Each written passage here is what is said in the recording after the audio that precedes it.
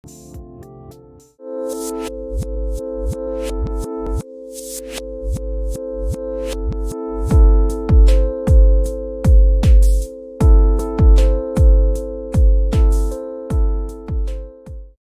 what's up, everyone? Welcome back to another episode of the Fantasy Fellow Show. I'm your host, the Fellow KGB. You can follow me on Twitter at the Fellow KGB. It is Friday night. It looks like December the 4th here, 6 o'clock Central Time. We're going to be going over my start-sit charts. We covered the noon games last night, but tonight we're going to be going over all of the afternoon games, and we'll cover the night games as well. So that's Sunday night, 2 Monday games, and a Tuesday game. So we're going to hop right into a script here, and we're going to get things rolling. I think we're going to start with a 305 game here.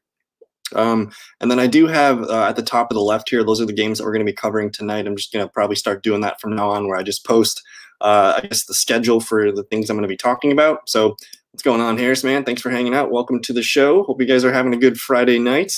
So we're going to scroll down here, the start-sit chart. If you guys are on YouTube, it's in the link below. If you guys wanted to follow along and listen, or if you just wanted to watch, that's cool too.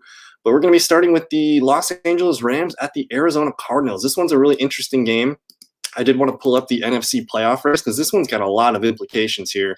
The Rams did not look very good the last time we saw them. They did lose to – who did they lose to last weekend? I can't recall. They lost last weekend, and I can't remember who it was. But anyways, the Cardinals are clinging on to the last wild card spot in the NFC. So we're just pulling that up here right now. I guess the Rams here, or the Cardinals here at 6-5, hold the 7th seed. The Rams are at 7-4. So this one's a really much needed win here for both teams. And I think the loser of this game is going to be in some big trouble, because we do expect Minnesota to win against Jacksonville. The Bears do play the Lions, and the 49ers, they could be a sneaky upset against the Bills here. So we're looking at some teams that could be 6-6. They could bump the Cardinals out of the spot here. So this one has a lot riding on it. Again, this is a 3:05 time slot game. Before we get into, I guess, the information here, I did want to pull up some practice reports. I think both teams are relatively pretty healthy coming into this one. A really nice short list here for the Rams. They got nobody on offense here, really worried. Just looks like a linebacker listed out here. And then on the Arizona side, they got a little bit lengthier list here, but for as far as fantasy players here, it looks like Hopkins is fine. And that's really it. Otherwise, the offense looks really, really good here. It looks like a safety is going to be out, a couple questionable players here, but really good practice reports here from both teams. So just looking at the fantasy points allowed here to each position, and I'll kind of just zoom in a little bit on that. So that makes a little bit more, a little bit bigger there for us.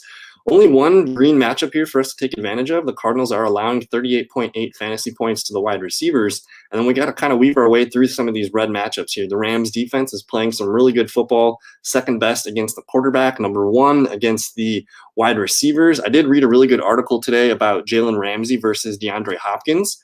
I think I retweeted it out if you guys wanted to find it on Twitter. But essentially, those two players have matched up against each other 8 times. And apparently, Jalen Ramsey has won the matchup more often than not. Hopkins has had some really good big games, so it's going to kind of be like a 50-50 situation. And of course, all those games were with Deshaun Watson, so this is a little bit different. We got Kyler Murray kind of hanging out with a weird shoulder thing right now, but both teams have some really good defensive spots here. Nothing really glaring as a weakness. So how do I evaluate this as a start-sit chart? I do think we're going to continue to use Kyler Murray as a quarterback 1. It really depends. Like if you have a really good quarterback 2, I could see you benching Kyler Murray for maybe like a Taysom Hill just because he gets the rushing touchdowns, but we're going to still roll out with Kyler Murray. Jared Goff, he's just a quarterback 2 in super flex leagues. I don't really trust him against the Cardinals. We'll see what Patrick Peterson can do on the outside. As far as running backs, I think you like what Kenyon Drake has been doing. Let's just look at this real quick. So last weekend's game, you see Kenyon Drake 55% of the snaps, Chase Edmonds 45, but Kenyon Drake ends up getting 22 total rushing attempts, 78 yards and 2 touchdowns in the red zone here. He's also been seeing an increase in targets. I think he's had 3 catches in each of the last 2 games. So Kenyon Drake is doing a really good job here. He should be trusted as an RB2, even though the Rams are pretty good. They allow about 21 fantasy points to the running backs. But I do think just because he's got the opportunity to score some rushing touchdowns, and we do know that Kyler Murray, there is a little concern with that shoulder. So I think as far as like him getting all those rushing touchdowns earlier in the season, those might all of a sudden be kind of, pretty rare from here on out. Because I think as they get closer, they're probably going to call Kenyon Drake's number a little bit and lean on him towards the goal line. So I do like Kenyon Drake as a running back too.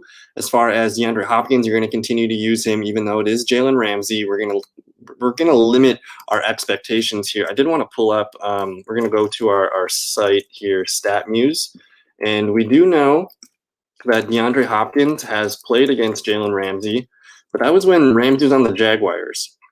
So I'm just gonna type in DeAndre Hopkins versus Jaguars, and we're gonna add the word game logs here. So we have a huge list of games of DeAndre Hopkins. I'm not sure if Jalen Ramsey played in all of these, but you're going to kind of see here 8 for 48, 5 for 40. Those are pretty good floor games for Hopkins. And then he has a monster game here, 12 for 147. This 3 for 50, but he gets the touchdown. You see 4 for 80 and he gets another touchdown, 7 for 55 and another touchdown here. So the numbers don't really concern me against Jalen Ramsey here. There are some low games here, like a 5 for 48. But I think you're going to take those lumps. If you can get 9 or 10 points as a floor, we're going to take that there. Looking at Chase Edmonds, Christian Kirk, these guys are just flex plays. Again, we do expect Ramsey to shadow Hopkins, so maybe Christian Kirk gets more involved. I don't feel great about it. He's more of like a top 40 receiver. I wouldn't call him a must-start wide receiver 3.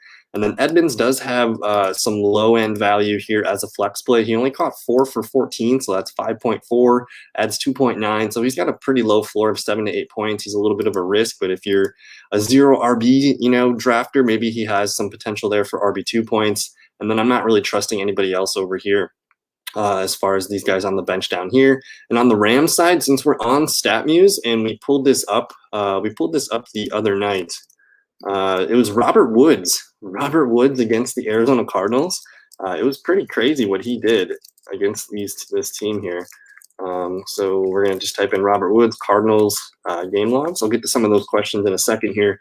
But you see Robert Woods last year, 7 for 67 and a touchdown. That's a great game. That's almost 20 points there. And then in December 1st of last year, 13 for 172. Bob Woods puts up a 30 burger here for us in PPR leagues. And then the year before that, 6 for 89 and a touchdown. The other game in the 2018 season, 6 for 81. We see 5 for 59 and 6 for 51. So these were kind of low points here, but he's been progressively getting better here against the Cardinals. So I do like Robert Woods. Since we're here too, we'll just look at Cooper Kupp real quick. See what he's been doing against his team.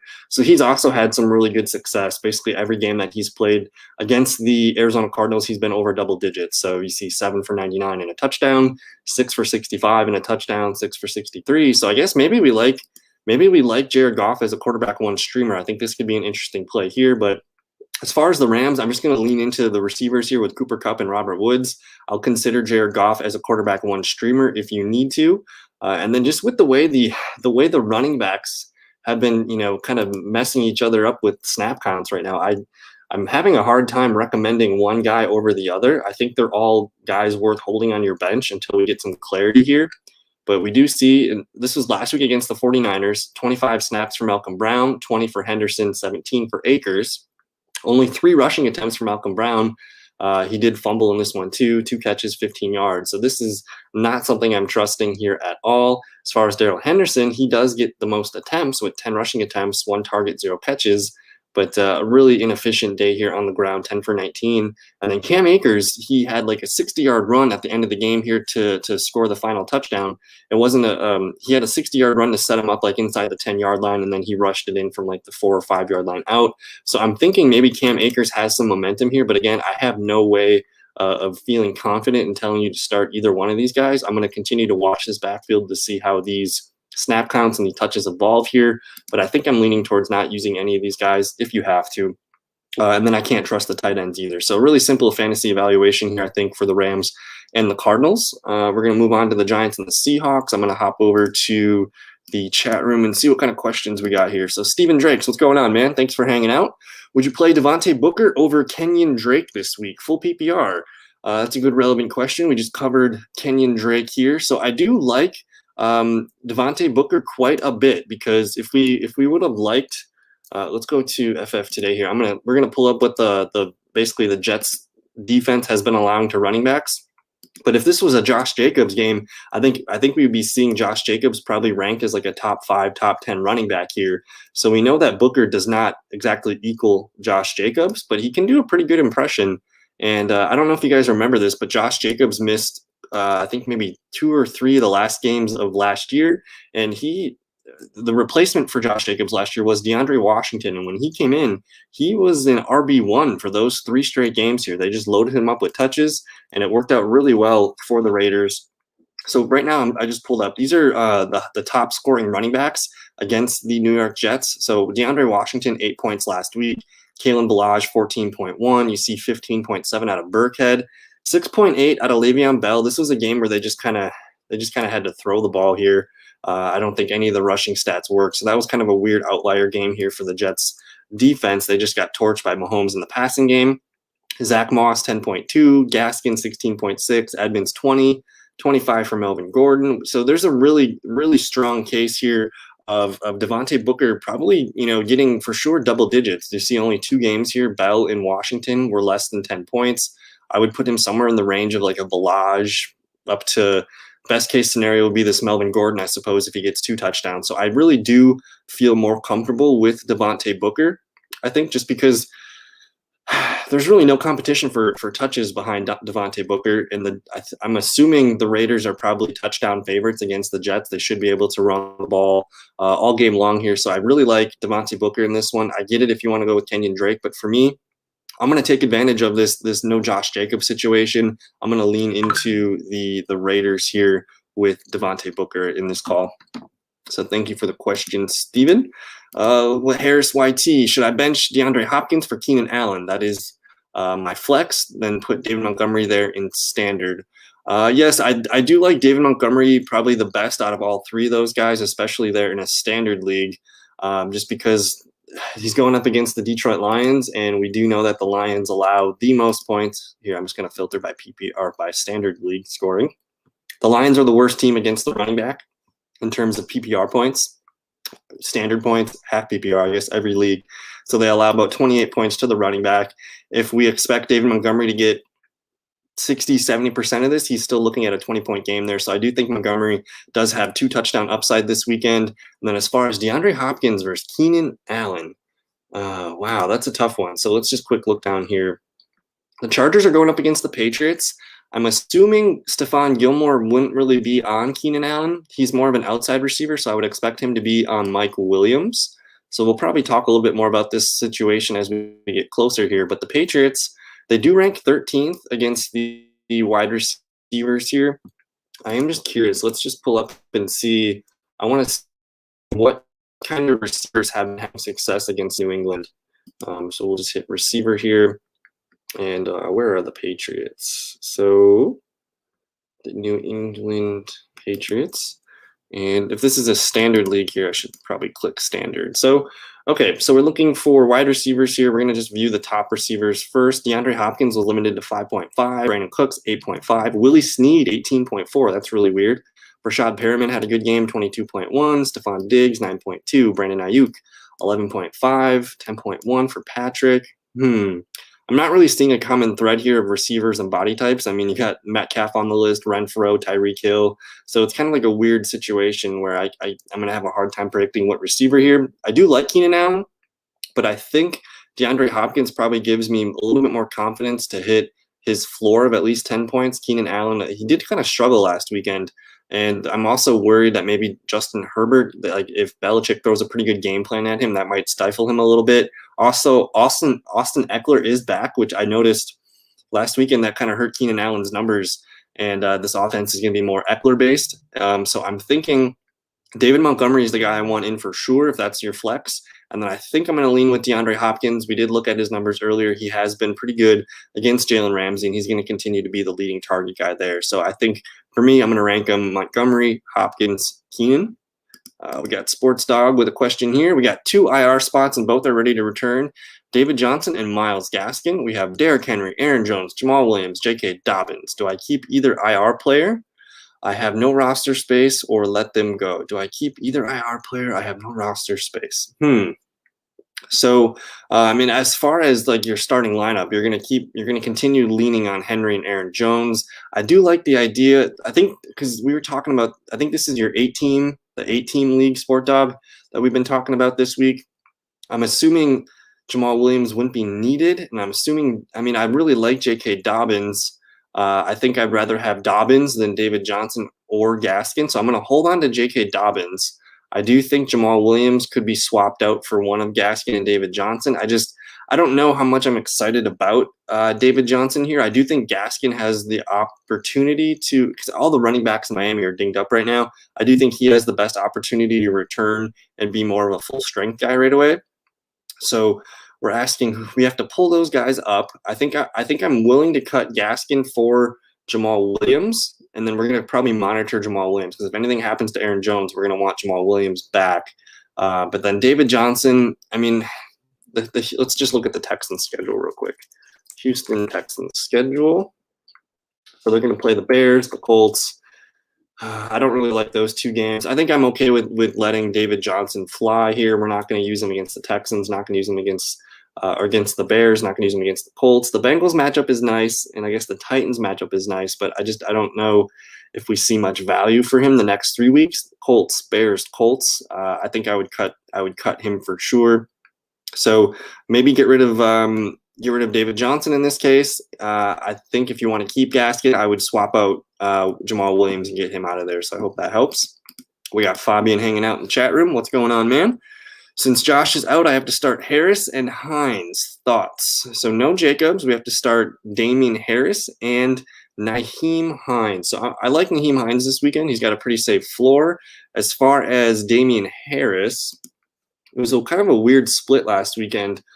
We did see Sony Michel come back, but he only played 1 snap, so I'm not worried about Sony Michel coming back at all. Maybe he gets a couple more snaps, but it seems like they're committed to Damian Harris here. He played on 64% snaps, 14 touches, 47 yards. The really weird thing here was James White ends up getting 2 goal line touchdowns. So I don't see this happening very, very much going forward. So maybe Harris can fall into the end zone here. They do play the Chargers. Chargers are pretty generous against the running backs here, about 25 points. They allow, they rank 23rd against the run here. So it's a green matchup. I think I'm totally cool with Harris and Hines. I guess we'd have to know who's on the waiver wire, but if you're expecting those two guys to play in a PPR league, I think you could get 20 to 25 points out of them and feel pretty good there. We got Bills Mafia Bob here hanging out. Thanks for hanging out, man. We got to pick 2 wide receivers, 1 flex, please. We got Devontae Parker, Julio Jones, Brandon Ayuk, Kareem Hunt, Chris Carson, Wayne Gallman. We got a lot of options here. Okay, so Devontae Parker, I think that one's really simple for me. If we see that Ryan Fitzpatrick is going to be listed as the starter, I think I will feel much more comfortable about Devontae Parker. I'm just pulling up to this game here. So for now, I do have Ryan Fitzpatrick penciled in here. As far as practice reports, this is the time of year where teams are just being really kind of like I don't know, they're just kind of really hidden with their practice reports. So we did see Tua Tagovailoa here limited all week, questionable with the thumb. It's a toss up here. So if Fitzpatrick plays, I do like Devontae Parker. I feel pretty safe with him. So let's move on to Julio, Ayuk. As far as receivers, I do like Julio Jones, but he's really hard to trust. I just think if Julio Jones blows up, that's going to be the guy that probably keeps you up at night that we benched and he had a good game. And there was a quote that I read that Julio, he said that he feels like nothing wrong with his hamstring. So he did practice today. He was limited, didn't practice Thursday, limited again. But it sounds like he's going to be fine. So I do like Atlanta's offense right now. So I'm a big fan of Julio. It's going to be Brandon Ayuk's first game back, but also you got Raheem Mostert, Deebo Samuel. Both those guys are back as well. So I think the pecking order for the 49ers goes Raheem, Deebo, and then probably Ayuk. So I think just in terms of touches and opportunity, I think I'm okay with leaving Ayuk on the bench, and maybe we'll just kind of observe him and see what we can do with him going forward. Kareem Hunt going up against Tennessee. Let's see here. I don't think there's anything wrong with the Cleveland injury report here, but I'm kind of nervous about this game here because there's a couple of receivers out for Cleveland. They might be leaning on the run just a little bit more, keeping less receivers on the field. So I could see Kareem Hunt having a nice game. He hasn't really been playing very good football for us, so I get the hesitation there. So I'm kind of hesitant about Ayuk, a little bit about Hunt. Chris Carson, I do feel pretty good, but they also have a pretty healthy back in Carlos Hyde that they like getting on the field. So as far as the Seahawks here, where is that Seahawks game? Seattle plays the Giants. They do give up a good amount of points to the running backs here, so we could see Chris Carson get himself back into the mix here. So far, I feel good about Parker. I feel good about Julio, and I feel pretty good about Carson. As far as Wayne Gallman, we know he doesn't have a lot of opportunity or a lot of competition for touches. Seattle is middle of the road here against the running back. I just don't know how many. One, we're trusting Colt McCoy to lead this offense to the red zone enough to get him, opportunities to score a touchdown. So if you're going to pick one running back from that game, give me Carson. And I think if it's going to be Tua, I'm going to say no Parker. If it's Fitzpatrick, go with Parker. But for now, I'm going to say choose between Parker, Julio, and Carson, if that makes sense. I hope that helps. Or Booker, dang it. We got Devontae Booker into the mix. I'm a really big Devontae Booker fan. If you guys have been watching my stuff for the last, I don't know, a couple of weeks, I've been stashing Booker everywhere just because I know Josh Jacobs. He's a bruising back. He gets dinged up around this time of year, and I've just been stashing him. So give me Devontae Booker over Carson, over Gallman. I'm going to put Devontae Booker right up there with Parker and Julio. So again, if Devontae Parker is with Tua, give me Julio and give me Booker, I think. But we'll just have to monitor that report there for the Dolphins. Would you play Kyle Rudolph, Hayden Hurst, or Noah Fant? The one thing that I like about Kyle Rudolph right now is we know Irv Smith is out. Like, they've already come out and said that he's not playing. This is the results last weekend. So he plays 57 snaps, 78% of the snaps there, 7 for 68 on 8 targets. That feels pretty good here. They have a couple other tight ends that they use, but Tyler Conklin is more of a blocking tight end. They're not going to really feature him in the passing game. So I do like Kyle Rudolph. We're probably not going to see Kirk Cousins wheel it out for 45 pass attempts in this one. So maybe Rudolph comes down to maybe 4 or 5 targets, ends up with 3, 4, 5 catches maybe, but he does have a good opportunity for a touchdown in this one.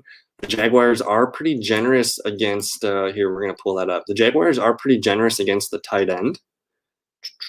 Let's see here. So Jacksonville, we can target all these positions here, but they do allow about 14.4 points to the tight end. And if Kyle Rudolph can get 8 to 10, I think we're feeling pretty good there. With Hayden Hurst, I have noticed Hayden Hurst plays better when he has Julio and Ridley on the field, just because defenses have to respect those two receivers quite a bit. So sometimes Hurst actually benefits when those guys are in, less focus on the defense for him. So I do like Hayden Hurst. It is against the Saints. Let me just pull up here to that Saints-Falcons game. So the Saints, they're a little bit stingier against the defense here or for the tight ends. So I think I'm going to rank them probably Kyle Rudolph and then Hurst. And then as far as the the Denver Broncos going up against the Chiefs, I really have no faith in the Broncos offense right now. I know Drew Lock's going to be back for this one. We do have a game where these two played already earlier, but you see the Chiefs here, they're kind of 20th against the tight end, so not terrible. I did want to pull up, let's just look at this real quick, because the Chiefs and the Broncos already played each other once this year, so maybe we can kind of learn and see what kind of stuff we can expect here. So they housed the Broncos 43-16. Drew Lock, 2 interceptions, no touchdowns. Noah Fant, 3 for 38. I'm week 13. Give me Kyle Rudolph with Kirk Cousins, who's playing good football. I think that one's pretty simple for me. I'm just going to fall into the Vikings points. So I'm going to drop Gallman for Booker. Yeah, I think at this point, lean into that Raiders heavy run offense. I know Wayne Gallman's been pretty good here, but I think they're also going to get Devonta Freeman back pretty soon here. And if it's Colt McCoy, I just don't trust the Giants offense. I think I feel pretty good about Booker this weekend, and we'll see what happens later. So Jacobs is out. So we go JK or Raheem. I'm going Raheem Mostert, because I do know that J.K. Dobbins is a very good player. We just don't know how the backfield splits are going to look like this weekend. We were talking about this last night, but in week 11, we saw J.K. just dominate the snaps, and he dominated the touches for Baltimore. But now that it's the weird week with COVID and he's kind of got to get his conditioning and stuff back in there, I think I'm going to keep JK on the bench. We'll just reevaluate the situation after we see the touches, the snaps. So we know Raheem Mostert is going to be playing. And basically when Raheem is in, I think he's proven that we should probably have him in our lineups. Buffalo Bills, not the greatest here against the running backs, 24.6 total points. They rank 21st. I'm going to lean into Raheem Mostert in the 49ers offense. So we picked up quarterback Rivers. We're just a bit about starting Herbert. Should I start Rivers or stick with Herbert? I did kind of mention this earlier when we were talking about the Chargers Patriots game. I guess since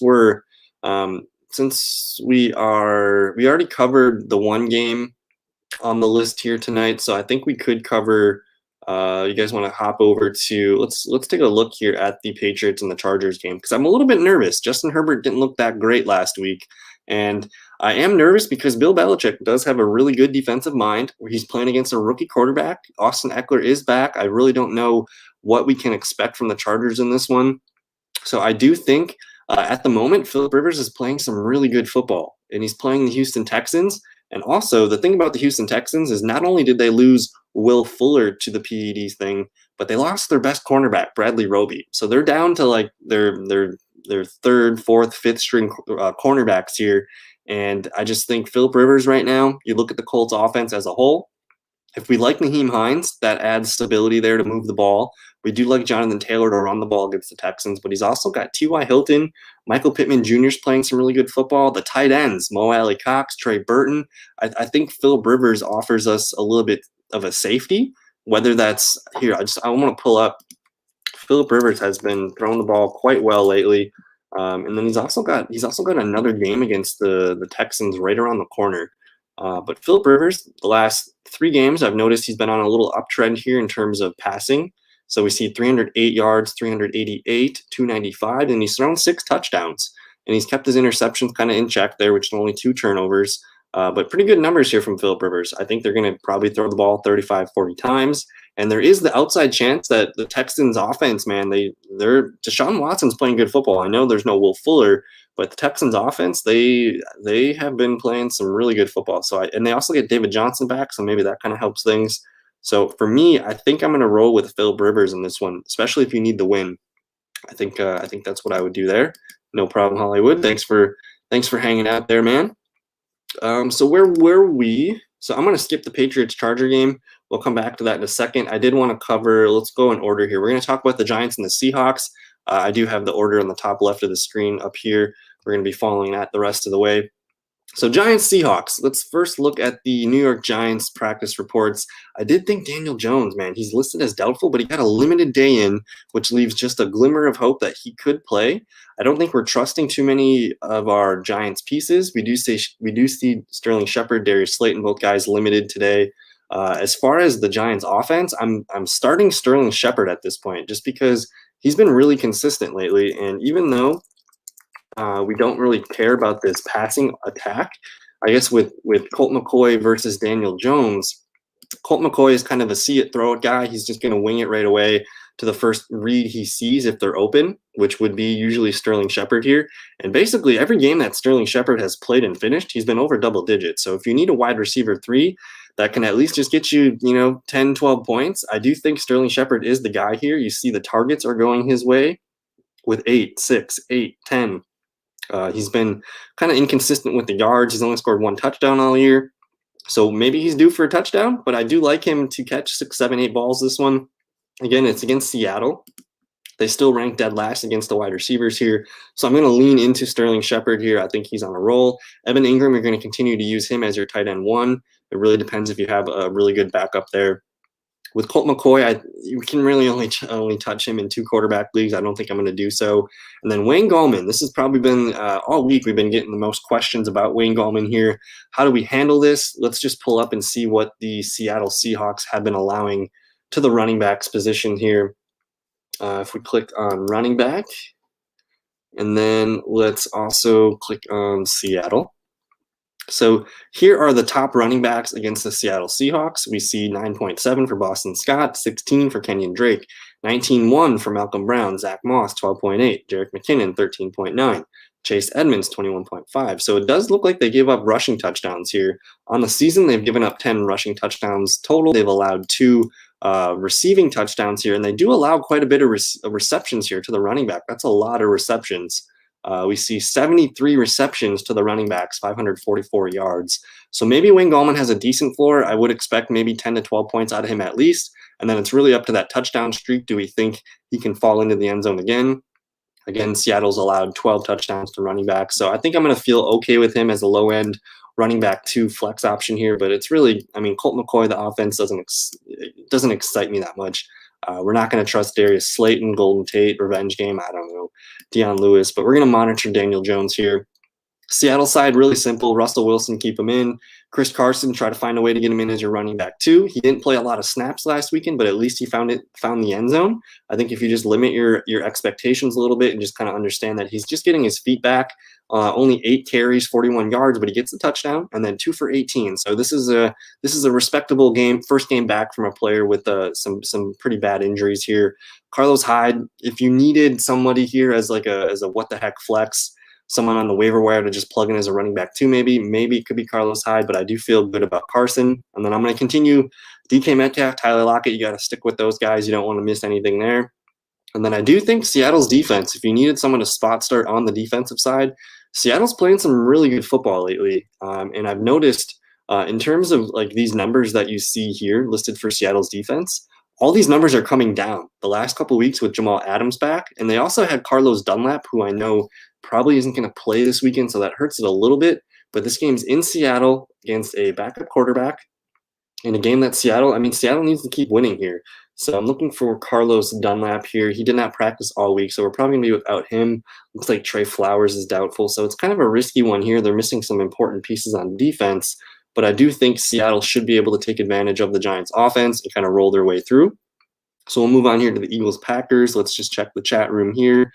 We got Mr. hanging out, asking Dobbins or Myles Gaskin. So we did talk about Myles Gaskin a little bit earlier. And we talked about J.K. Dobbins a little bit earlier, my bad. And I'm a huge J.K. Dobbins fan. I'm just nervous about how he looks in his first game back from COVID. They might elect to use more Gus Edwards, maybe more Mark Ingram. And we also don't know if Lamar Jackson's going to play. So if Lamar Jackson doesn't play, I don't want anything to do with this offense. Like, I don't even want to touch it. So at the moment right now, I don't think Lamar Jackson has practiced all week. I don't think we've also seen him activated off the COVID list. They did put RG3 on IR, so this is looking like Trace McSorley as a worst case scenario here. So for me, man, there's too many what ifs with the Ravens and J.K. Dobbins right now. Whereas if I'm probably going to do a show tomorrow once we get some more inactive and active news. I think Myles Gaskin will be activated because I did notice the Dolphins backfield, man. It is dinged up right now. So let me just pull up the Dolphins here. So running back Salvin Ahmed, doubtful with a shoulder. Running back DeAndre Washington, doubtful with a hamstring. They're pretty much just down to Malcolm Perry, who's more of a wide receiver. And they also have Patrick Laird, who they don't really want to have him run the ball. They want to throw it to him. So I do think Myles Gaskin trending towards playing. Really good matchup. Give me Gaskin, I guess, over Dobbins here. Bills Mafia Bob, should we drop Brandon Ayuk for Corey Davis or Lazard or Pittman here? So I'm into Brandon Ayuk, but basically we're looking at all guys here that are second fiddles in their offense. So Brandon Ayuk, number 2 receiver for the 49ers. Corey Davis. I like Corey Davis this week because we did see Jonnu Smith has been already ruled out. So if you needed that piece of information, Jonnu Smith has already been ruled out for this weekend. So I guess if you're Ryan Tannehill, who are you throwing the ball to? It's going to be A.J. Brown. It's going to be Corey Davis. And then what? You're going to sprinkle it around to a couple backup tight ends maybe. So if this question, Mafia Bob here, is for just this week, you want a guy to start this week, I do like Corey Davis. I also like Allen Lazard going up. I think long-term, give me Allen Lazard long-term because he's attached to Aaron Rodgers, and we have seen Allen Lazard play some pretty good football. He scored last weekend. The Packers scheduled the rest of the way. It looks really good. So I think from a rest of season standpoint, give me the guy attached to Aaron Rodgers in that Packers offense. Otherwise, I do think Corey, basically for this week, you're looking at all pretty good plays.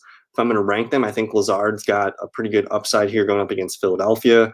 Corey Davis, just because Jonnu Smith is not playing. I like Michael Pittman, but he had 9 targets last week and only caught 2 of them. So I don't know what that issue was. So he's probably going to be a little bit more inconsistent. He's also a rookie receiver. Same thing with Brandon Ayuk, but it seems like San Francisco actually knows how to scheme him open and get him the ball more successfully, kind of that way. So I think for me, as far as this week, I'm going to say give me Lazard, Davis, Ayuk, Pittman. So I hope that helps. But either way, I mean, if you're looking at that guy as your worst starting receiver, I think you got some pretty good options there, and you should be okay for the most part, whatever you decide to do. So Eagles and the Green Bay Packers. This one's in Green Bay. Let's pull up the practice reports we'll start with Philadelphia's side here. So Zach Ertz has been activated. He's been practicing all week. He's got a full practice. I think he's going to play. So if you've been holding on to Zach Ertz, keeping him in the IR spot, keeping him there nice and warm, I think Zach Ertz can be played as a tight end one. Limit your expectations. It's his first game back. I still think Dallas Goedert is going to be the guy that gets way more snaps. I mean, Goddard played 100% of the snaps last weekend, and I do think he's still basically they got 2 tight end ones on this team.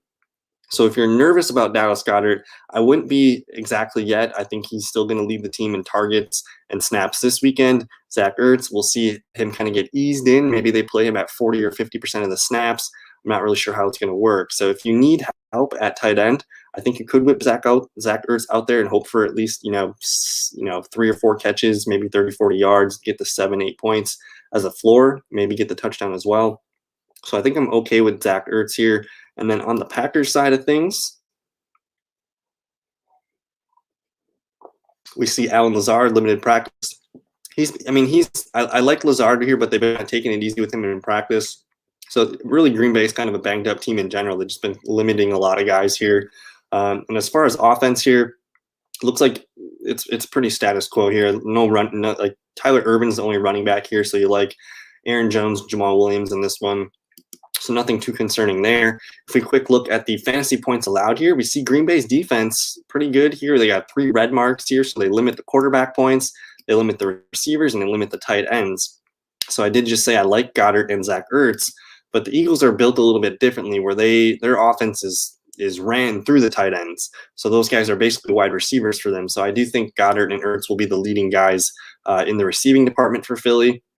And then I guess the funnel defense here for the Packers, running backs get a lot of points against these guys. David Montgomery had a 25-point game against them last week. So you do like Miles Sanders quite a bit here. I have him listed as a running back too, just because this Eagles offense, man, they just keep disappointing us. So I'm a little bit skeptical there, but I do think he's got some pretty good upside in this one as well. As far as the Eagles defense, they allow quite a bit of tight end points here. They have a green matchup here. They rank 22nd. They're also pretty good against the running backs here, so I still like Aaron Jones. I have him listed as an RB1, but that's more because of his name. I don't think you want to bench Aaron Jones. The touchdowns haven't been falling his way, but I do think, Rodgers has been throwing a ton of touchdowns. I think eventually you're going to see Aaron Jones have one of those games where he gets 2 or 3 touchdowns. You don't want to miss it, so continue starting Aaron Jones. Aaron Rodgers, fire him up. Davante Adams might have one of his best games of the season this week. I think Adams is, going up against Darius Slay. We just saw DK Metcalf dominate Darius Slay. And we also know, I guess I forgot to mention this on the Philadelphia side of the practice report here. Darius Slay is questionable in this one with a calf injury. So if he's not 100% and you're going up against Davante Adams, Davante Adams had 10 catches for 180 yards against the Eagles last year in Lambeau Field, and that was without Darius Slay. So I just think Davante Adams is probably going to be the top scoring receiver of the DFS slate this weekend. So I love that. I think Allen Lazard's playing some really good football. You want to get him in there as a wide receiver 3 flex. Robert Tonyan here, just because the Eagles, they allow quite a bit of tight end points, and Rob Tonyan, he's all of a sudden on a little streak here. So continue starting him. And then if you need help at running back, this is a flex option here. I do think Jamal Williams, because they've been kind of limiting Aaron Jones with touches, and just because Jamal Williams is a good player, they've been making sure to get him the ball. He has scored touchdowns in back-to-back games. So if you need help and you want to put out a guy that has a floor of 7 to 8 points in a PPR league, I do think Jamal Williams can help us there. And then I think I'm starting the Packers defense. I don't really feel comfortable with MVS. I like MVS's game, but it's too much feast or famine for me. I'm going to avoid that. I'll look for instead of playing a guy like MVS who has a range of 2 to 20 points, give me the Sterling Shepard who I know will just get me to 12. That's kind of how I view that. And then on the Eagles side, Carson Wentz is just usable in super flex leagues, quarterback 2 spot. Miles Sanders, you're starting him. Dallas Goedert, you're starting him. Zach Ertz, if you need the help at tight end, we can start him. I'm not starting the Eagles defense at all. And then I can't even touch any receiver here for Philadelphia here. They got Jair Alexander and Kevin King's healthy against them this weekend. So I think it's pretty simple. Start Wentz in quarterback 2, Sanders, Goddard, Ertz. That's what the offense is going to be built around here. So we'll move on to the last 3 o'clock game here, the Patriots and the Chargers. I'm going to answer a question here quick from SportDog1000.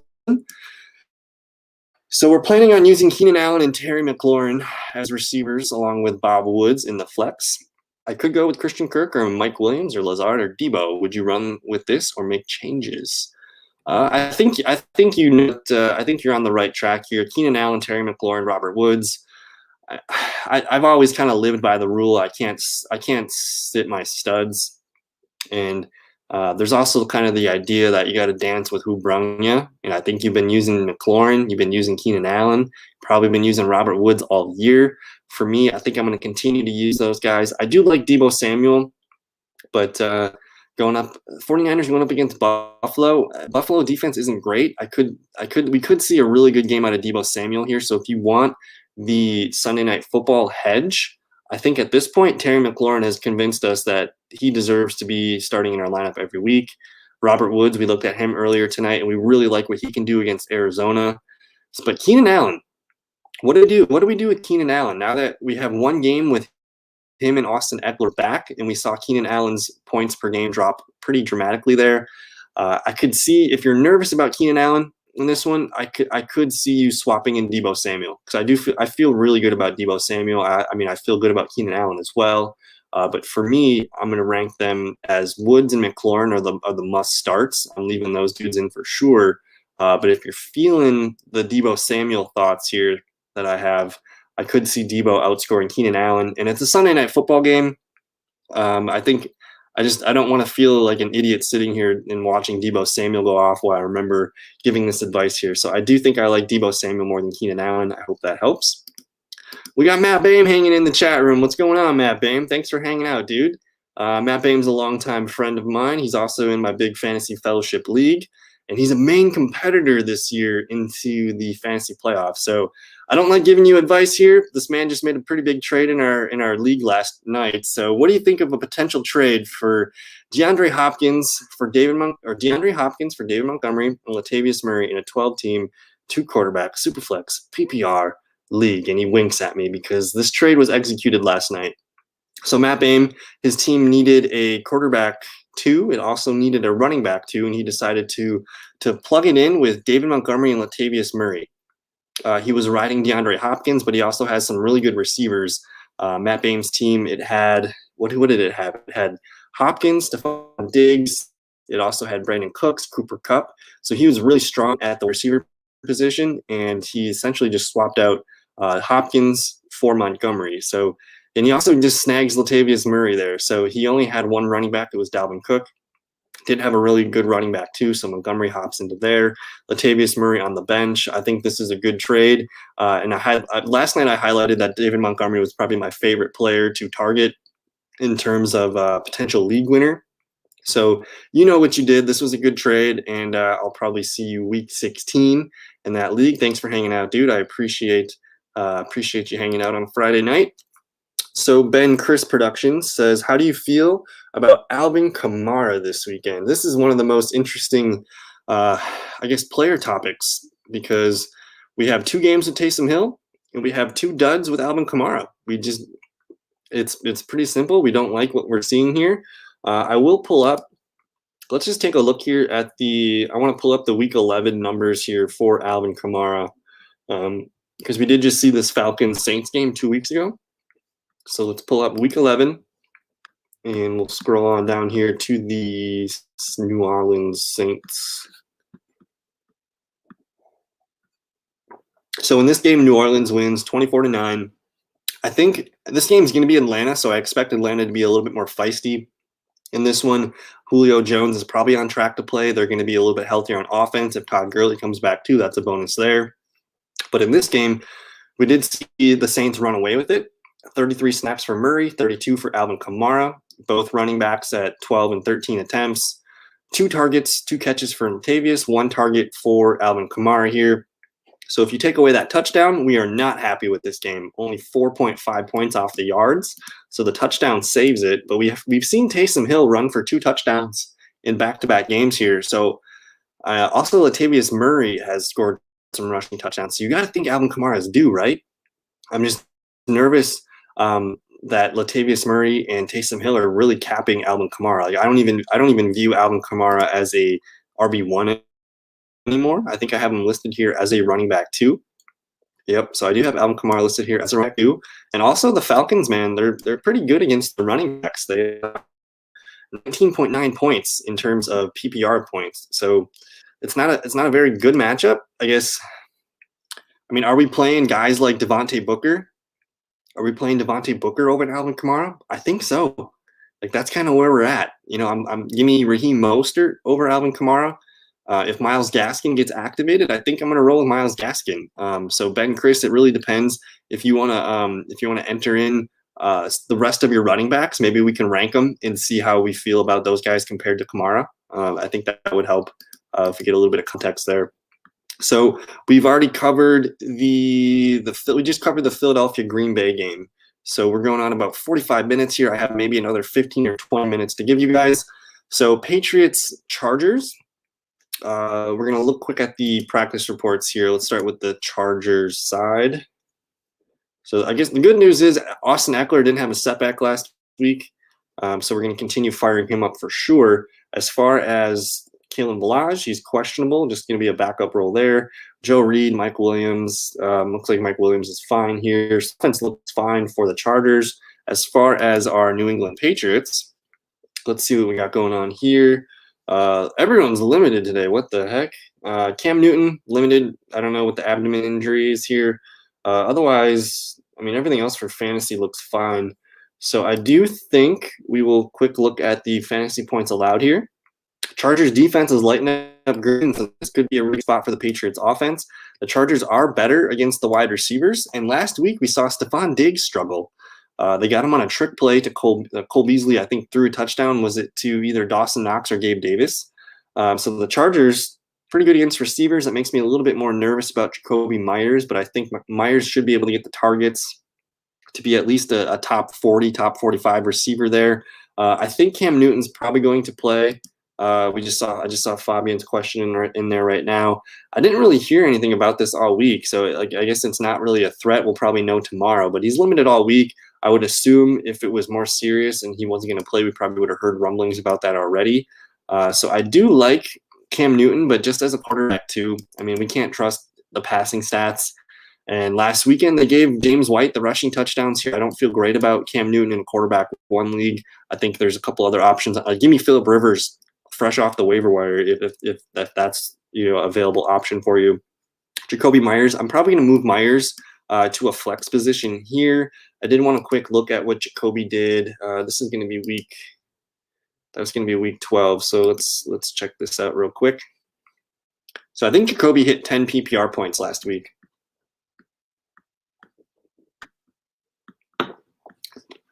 New England Patriots. So we see Jacoby Myers. He's going to lead the team for sure in snaps at the receiver position. He goes 6 targets, 5 catches, 52 yards. I think this is kind of a floor game. I know the week before he ended up with like 3 catches for 30-some yards. So he does have a pretty low floor of like 7 to 8 points. But he's gonna be the receiver that's on the field the most. He'll be one of the most targeted guys there. So I don't feel great about it. I'm probably going to move him to a flex position, like I said. I think the only 2 guys that I would be interested in the Patriots offense are going to be James White and Damian Harris. I think both guys are low-end RB2 flex plays. I would try to avoid it if I can.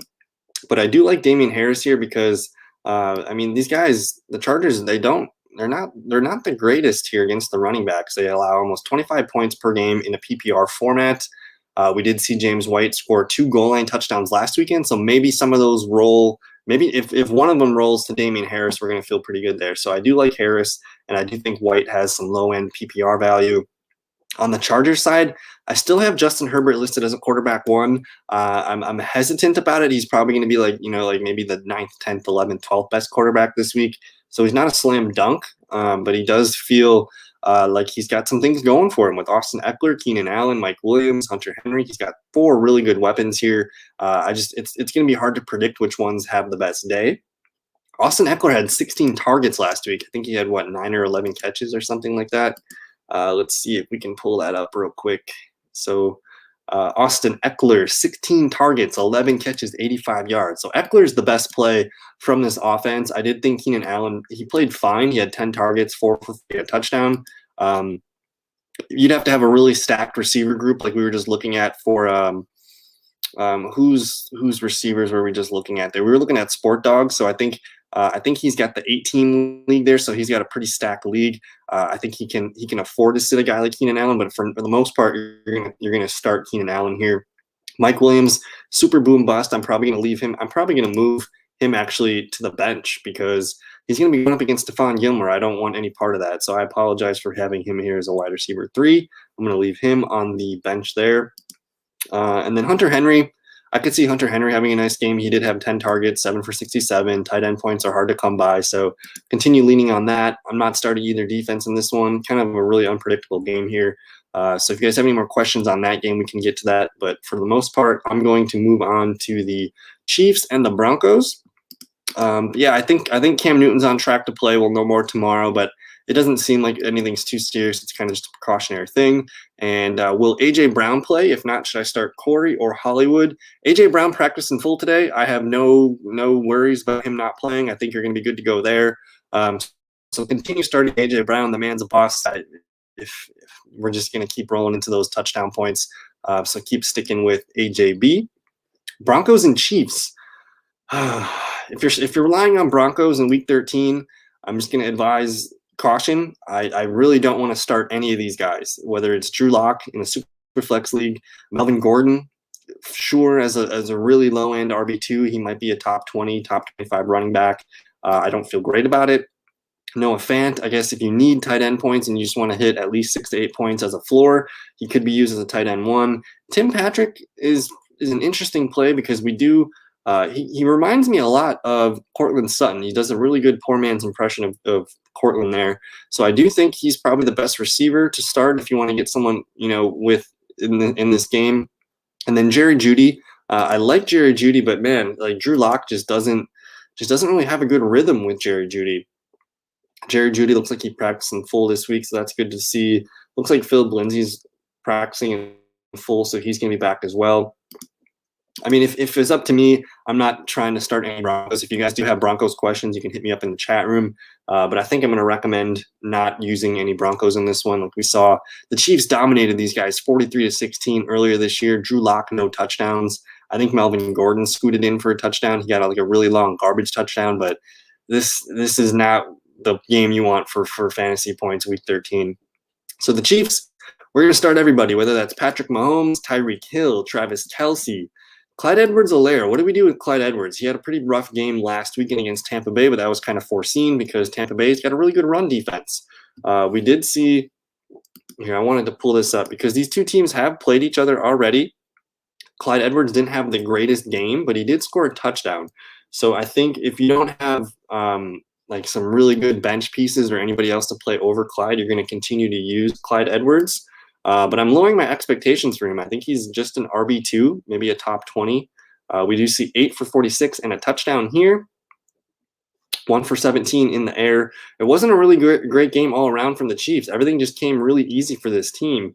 I mean, even Chad Henne scored a touchdown here. Clyde Edwards, 1 touchdown. Patrick Mahomes, 1 touchdown here. This game was it wasn't really even close from the get-go. It was 28-9 at halftime. So I do think Clyde Edwards deserves an RB2 spot. Sammy Watkins is the guy that I'm really interested in. If he's available in 10 or 12 team leagues, he probably should be owned and just put on the bench. I don't know if you're going to start him this weekend, but we did see, let's see what he did last weekend. So JKL. So Sammy Watkins, he played 72% of the snaps, 7 targets, 4 for 38. Any person that's going to get 7 targets from Patrick Mahomes has my attention. So I do think he's got some wide receiver 3 flex value. He could be a top 36 guy. If you need the help there, we can. If you guys have questions on anything in this game, we can hit those later. But pretty straightforward. Start your Chiefs. Start the defense. Enjoy. It's not a good Sunday night game. I wish it was a different one. but we'll enjoy the Patrick Mahomes while we got it. So Fabian's asking, I don't have AJ, I have Davis and Hollywood. I want to know so Davis can have a good game. Oh, okay. Will AJ Brown play? If not, should I start Corey or Hollywood? Well, the good news is for Corey Davis that Jonnu Smith's not going to play. So you're going to see, you think about who Ryan Tannehill's going to throw the ball to. It's going to go to AJ Brown or Corey Davis, and then there are going to be sprinkles, leftovers for Anthony Firkser, Jeff Swaim, a Derrick Henry pass or two. So I do like Corey Davis quite a bit. And then in terms of Hollywood Brown, we did see the nice touchdown last weekend at the end of the game against Pittsburgh. I guess not last weekend, it was friggin' Wednesday. But for me, give me Corey Davis in a game where I know Jonnu Smith's not there. It's against Cleveland Browns, who I think that game could be kind of a low-key shootout. It could be a lot of fun, a lot of fireworks, a lot of scoring. And I mean, we don't even know if Lamar Jackson's going to play this weekend. He still hasn't been activated off the COVID list. I do think I think we might have a better idea tomorrow, though, because Lamar, I think it was last Saturday that Lamar Jackson went on the COVID. So I think it's a 7-day kind of situation. So we'll see if he does go. But for me, I think it's just too risky with Hollywood Brown. He's had one good game, and it was kind of just a fluky touchdown that happened. So I think I'm going to lean with Corey Davis, and I'm going to feel pretty good about it there. So Fabian's got one more here. Will Gurley play? Because if he doesn't, I'm screwed. Oh, man. Fabian, who can we pick up off the waiver wire? I did see Todd Gurley practiced in a limited capacity today. So he was not practicing yesterday, limited today. It's a tough matchup against the Saints, so I don't even know if we like it if he plays. I think you should be actively looking to have a backup plan here. So Fabian, if you want a quick look at like your waiver wire and see if we can make some names here. So yeah, man, have a good rest of your night, and we'll see you tomorrow, man. So we're gonna move on to the Monday afternoon game, Washington and the Pittsburgh Steelers. This game's kind of tough to predict what's going on here because we don't have a lot of practice information. Like nobody practiced yesterday for the Steelers. It's basically like a Tuesday afternoon or Tuesday night for them in terms of a real football schedule. So we did see Ebron full practice, Roethlisberger's just kind of chilling. Juju Smith-Schuster's not on the report though, so that's good here. So I still don't know if James Conner's going to play. That's why I'm going to start calling out people in red names here that I'm not sure about and that have injury designations. So I do think James Conner could be a potential guy that sits out this weekend because if he's still on the COVID list, we're going to like Benny Snell here. So if Benny Snell is available in your league, he's worth a potential add here because we don't know what's going on. Juju Smith-Schuster, you're going to continue using him. Deontay Johnson, continue using him. And Chase Claypool, I think these guys are kind of locked in. Claypool has been kind of the more boom-bust guy here, so he's more of like a flex play. I think Deontay Johnson and Juju are more locks and more consistent at this point. Eric Ebron does deserve a tight end one spot here because the points are so hard to come by. And Ben Roethlisberger, I mean, the dude's been throwing the ball 40, 45 times a game here. I do think he's worth a quarterback one spot, even though I was kind of hiding this. Washington, we got all red matchups here. We only got two matchups that aren't terrible. Washington's allowing about 17 points per game to the quarterback, third against the running back, second against the receiver. So this is kind of like a movable object going up against each other here. And I do expect the Steelers to have the upper hand here. I think Roethlisberger is a veteran quarterback. He can kind of figure out a way to get points on the board in this one. This one could be a really slow-moving game. I don't think we're going to see a ton of points here. But the one thing I do feel good about is the Steelers' passing game. If Conner's out, you're going to probably want to get Snell in there, but I don't feel great about it. He's a low-end RB2, could fall into the end zone here, but I'm not really feeling too great about this one for fantasy points. On the Washington side, Alex Smith, barely usable as a quarterback too. Antonio Gibson, I think you're going to continue. To use him this weekend, though. You got to limit your expectations. We're playing. I mean, these are the two of the best teams against the running back. Only 17 PPR points per game here. Again, Steelers number one team against the quarterback, number one against the tight end. Like we're not really expecting a lot of points here, so I would try to avoid this game if you can. Antonio Gibson, he's a low end RB2. I think Terry McLaurin is the one guy that I feel pretty good about. The Steelers, the one spot they do allow fantasy points is going to be the wide receivers. So we should continue to see Terry McLaurin get his targets and hit double digits for us in PPR leagues. If you need tight end help, Logan Thomas, I have a question there because I don't know. It doesn't feel the greatest. We do see that Pittsburgh's pretty damn good against the tight end.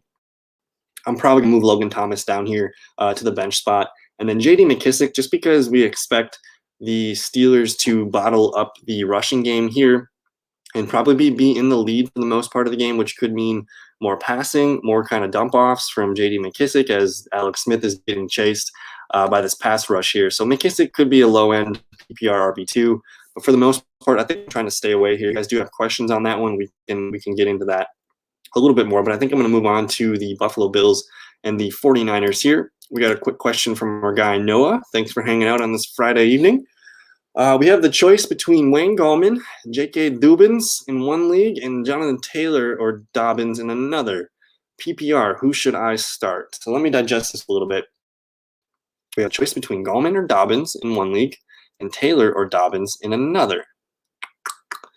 I'm very excited about what Dobbins can do, but I've kind of been saying this throughout the night. I'm nervous about the snaps, the touches, the opportunity, and I'm also nervous about the quarterback because we don't know if it's going to be McSorley or Lamar Jackson yet. So in that case, my head instantly leans towards Jonathan Taylor. It leans towards Wayne Gallman. Just because I feel more consistent and safe with those guys. Jonathan Taylor, really good matchup going up against the Texans. The Houston Texans give up the most rushing yards in the league to the running back position. Really good spot for him to have a pretty high floor there. So I think that one's pretty safe for me. I'm going to lean Taylor over Dobbins in that second league there. And then as far as Gallman versus Dobbins, we really can't afford to wait because the Giants-Seattle game, that's a Sunday game. Colts-Texans game, that's a Sunday game. So I think it really depends. If we know that Lamar Jackson is going to be the starting quarterback, I could see myself wanting to get Dobbins in there over Gallman. But I think for now, I'm going to go with Taylor over Dobbins, and I'm going to slightly lean Gallman over Dobbins. But if Lamar Jackson plays, maybe you split the difference here and you get Gallman, you get Dobbins over Gallman in that other one if Lamar plays. Just kind of split the difference. I think you got some good options here, though. All these guys, especially if Lamar plays, I think, all the three running backs that we have on the list here, they should be top 25, top 30 for sure. But I guess the thing I wanted to pull up, and I've kind of been talking about this for a little bit here, but Week 11 was the game that basically it gets me really excited about having J.K. Dobbins because this game against the Titans, it went into overtime. The Titans not a great defense, but you see J.K. Dobbins just dominate snaps, touches. You see 63% of the snaps, 15 carries, 70 yards, and a touchdown, 2 catches, 15 yards. And then you just look at what Gus Edwards did. Only 3 touches for Edwards, only 2 touches for Mark Ingram. Wow, that's really exciting for J.K. Dobbins. But he's also coming back from COVID. Is his conditioning? Is he going to be 100% in his health? I do err to the side of caution on this one, and maybe we just kind of see what J.K. does from our bench. But I think you got some pretty good backup options there if you need to roll with those dudes. So we're going to move on to Andrew Bauer. Thanks for hanging out, buddy. Josh Allen, Gabe Davis, go Buffalo Bills. Yeah, we're going to talk about the Buffalo Bills and the 49ers here next. No problem, Noah. Thanks for the question. Jacob Piccolo here. Start 2, Devontae Booker. Jacobs is out. Nyheim Hines or Kareem Hunt. Not PPR. Not PPR. I'm starting Devontae Booker all day. He's the clear, especially because this is non-PPR. Devontae Booker is the head honcho here in this 3-man pecking order. And then in terms of opportunity, Nyheim Hines and Kareem Hunt both have similar opportunity. Kareem Hunt going against the Titans, it's not a very good defense for the Titans. And then you look at Nyheim Hines, the Texans, also not a very good defense. That's tough. Nyheim Hunt, what do we think in the chat? What do you guys think here? We got a few people hanging out. I'm starting Devontae Booker for sure, but I'm really torn on Hines versus Kareem Hunt. If it were up to me, I'm probably going to lean with Kareem Hunt. One, because I think he's a better player than Nyheim Hines, and Nyheim Hines just kind of has this huge, 5-point game, 20-point game. 5-point game, 20-point. It's been really inconsistent. Whereas Kareem Hunt, I think, just offers a little bit more of a safety. A bad game for Kareem Hunt probably looks like 8 to 10 points. So he's got a little bit safer floor. But if anyone has any thoughts in the comments on that one, I think we could help it out. But for me, I'm going with Booker 100% for sure. And then as far as the other two, I mean, the good news is I like Hines and Kareem Hunt this week. So I don't know if there's one that sticks out more than the other. And I guess since we're here, let me just look at this real quick. I want to show you the PPR points allowed to each position here. So I know the Titans defense very good. We also know the Texans defense not very good. So here you go. The Texans ranked 31st here, again, running back points, 31.6 total. So that's a really good matchup for Nyheim Hines. And then in terms of our Tennessee Titans game, the Titans ranked 26th. They allow about 25.6. We are nervous about Nick Chubb heating up.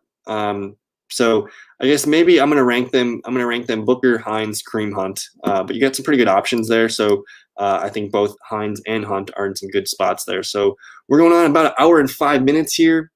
I do plan on going live tomorrow evening. I think I'm going to schedule it for 6 o'clock as well. And then I also have a prop bet show. I think we're going to be going live at 11 o'clock tomorrow. So we'll see about that. But I'm thinking 11 o'clock for the prop bets. 6 o'clock, I'll go over the news and we'll just answer a bunch of questions in the chat room. So we're going to finish up here with the Bills and the 49ers.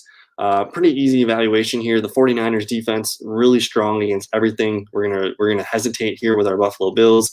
The Bills defense really bad and everything, but they do, they're kind of stingy here against the wide receivers. So how do we evaluate this? Josh Allen, I still think he's a quarterback one. It's going to be a tough game for him, so just kind of limit your expectations. You'd have to have a rock star as your quarterback two to bench Josh Allen. So whip him out there. Hopefully he can get a rushing touchdown for us. I think that's where he's going to save our value. Stephon Diggs, you're going to continue to use Stephon Diggs. I think he's a top 5 receiver in PPR leagues. So don't move him. I know it might be, maybe it's Richard Sherman on him, but they should find a way to get him the ball. So just limit your expectations. I'll probably bump Diggs down to a wide receiver two. I do think I've been calling Cole Beasley the struggle target for Josh Allen. And if we like the 49ers corners of Richard Sherman and Jason Verrett, that might leave Cole Beasley as the guy that is the quick, oh, I'm in trouble, throw it to Cole Beasley in the middle of the field kind of thing. So I do think Cole Beasley has some PPR value as a wide receiver 3. Gabe Davis, we had Andrew in the chat room saying go Josh Allen, go Gabe Davis. I do think Gabe Davis is a guy that deserves to be on rosters. He's going to have a tough assignment. He might be on Richard Sherman some, Jason Verrett the other. So I don't like Gabe Davis that much in here. He's more of a desperation flex. So I'm probably going to move Gabe. I'd be nervous to tell someone to start Gabriel Davis. So I think I'm going to move him to the bench. I'm opportunistic about him in the future, but I think he's more of a guy to just monitor this week, and we'll see what happens. We're not using Buffalo defense. You see all these green matchups here. No, thank you. I can't rely on Zach Moss or Devin Singletary. I can't really confidently tell you to start one guy or the other. So I'm going to lean towards benching both of them. I'd rather start Jamal Williams against like the Eagles. I'd rather start Chase Edmonds, a guy that I know is going to get 8 to 10 points as a floor. On the 49ers side, Nick Mullins can be used as a quarterback 2 in Superflex. He's really, though, I don't think I feel great about it, but that's, why he's up there as a quarterback 2. Raheem Mostert, I might move Mostert up to a running back 1 because I have a feeling he's going to get the ball a ton in this one. We see Buffalo. They ranked 21st here. They have, there's that one game. I don't know if you guys remember. It was a Tuesday night game. Tuesday afternoon game, or maybe it was a Monday afternoon game, but Clyde Edwards-Helaire just ran all over this little Buffalo Bills defense. I think Raheem Mostert's going to remind us just how good he is on this Monday night game. So I love Mostert. Continue firing up Deebo Samuel as a wide receiver 3. And I think Brandon Ayuk, it's his first game back from the COVID-19 list. I do think he's a top 36, top 40 fringe receiver there. So he could be used in PPR leagues. I feel better about him in a PPR format than a standard or a half PPR. Maybe use the 49ers defense. They got Richard Sherman back, Fred Warner, they got some good defensive linemen. So maybe the defense there. I just don't think I can trust Jordan Reed, Ross Dwelly. I think I'd rather look elsewhere for the tight end spot. So I think that's going to do it for the 49ers and the Bills game. If you guys got any questions in the chat room, fire them up. I did want to cover this Cowboys-Ravens game, but it's really hard because I just don't know if Lamar Jackson's going to play. I'm pretty sure Mark Andrews is not going to play. So I did say I'm going to go live tomorrow night. Just looking at this, Cowboys defense, very bad. Ravens defense, pretty good. So I think just for some quick, I'll probably go over this more in detail tomorrow night. But I'm nervous about Andy Dalton. I'm nervous about Ezekiel Elliott. Amari Cooper is really the only guy that I think deserves to be in your lineup on the Cowboys side. Maybe Dalton Schultz as a low-end tight end one. We'll see about J. Dobbins. We'll see about Gus Edwards. I think I just need maybe one more day of information before I recommend this one. So this one's incomplete at the moment, but I don't know. We've been going live for an hour and 10 minutes. We had a lot of good people hanging out in the chat room. I'll just throw some shout outs real quick. Thank you to Jacob Piccolo for the question. Shout out to Noah. Thank you, Andrew. Sport Dog 1000, good man, hanging out in the chat room again. Fabian, man, thanks for hanging out. I appreciate you listening and engaging here. Ben Chris, thanks for hanging out. Matt Bame, I hate your guts, Matt Bame. I want to beat you week 16. But thanks for hanging out, dude. I appreciate the support there. Bill's Mafia Bob, thanks for hanging out, man. We had Mr. hanging out. Hollywood, thanks for hanging out. Stephen Drake's good to see you as always in the chat room. And Harris YT. So it's really cool seeing some of you guys come back to the chat room. That must mean I'm doing a decent job here if we got people coming back. So I'm very thankful for your time. Thank you for commenting, subscribing, liking, all that good stuff. Really appreciate all the support. Again, tomorrow I'm going to be back. I think it's going to be 11 o'clock. We'll be hanging out with my friend Jesse. We'll cover, we're going to look at DraftKings Sportsbook. We'll open that up and look at the player prop bets that we're into.